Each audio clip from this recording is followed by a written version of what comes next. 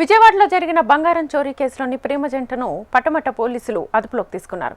నిందితుల నుంచి 7,60,000 విలువ చేసే బంగారాన్ని రికవరీ చేశారు.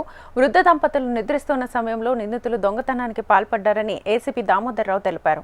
నిందితులిద్దరూ ప్రేమించుకుంటున్నారని, చిన్న వయసులోనే చెడు వ్యసనాలకు బానిసలై దొంగతనం చేశారని చెప్పారు.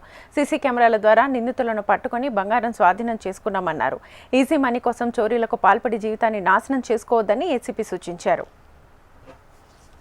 వాస్తవులైన చిరుమావిళ్ళ గిరిజాశంకర్ వరప్రసాద్ అతనికి వన్ టౌన్లో గ్యాస్ కంపెనీ ఉంది, ఓన్ హౌస్. వాళ్ళ కూతురు వాళ్ళు ఇక్కడ మన ఎస్ఎల్వి కాలనీలో ఉంటారు. ఫస్ట్ ఫ్లోరు, గ్రౌండ్ ఫ్లోర్ 2 ఉన్నాయి ఎస్ఎల్వి విల్లాస్లో. ఇతను భార్యతో ఉంటూ ఒక పని అమ్మాయిని పెట్టుకున్నారు.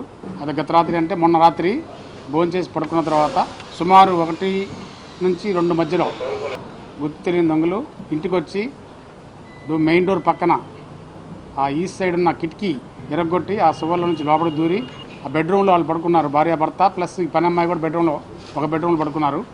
ఇంకో బెడ్రూమ్ ఖాళీనే ఉంది. ఆ బెడ్రూమ్లో ఖాళీగా ఉన్న బెడ్రూమ్లో బీరువా ఉంది. ఆ బీరువాని పగలగొట్టేసి 360 గ్రాముల బంగారం, సుమారు 7.5 లక్షల చిల్లర వర్తగల వస్తువులను తీసుకుని వెళ్ళిపోవడం జరిగింది.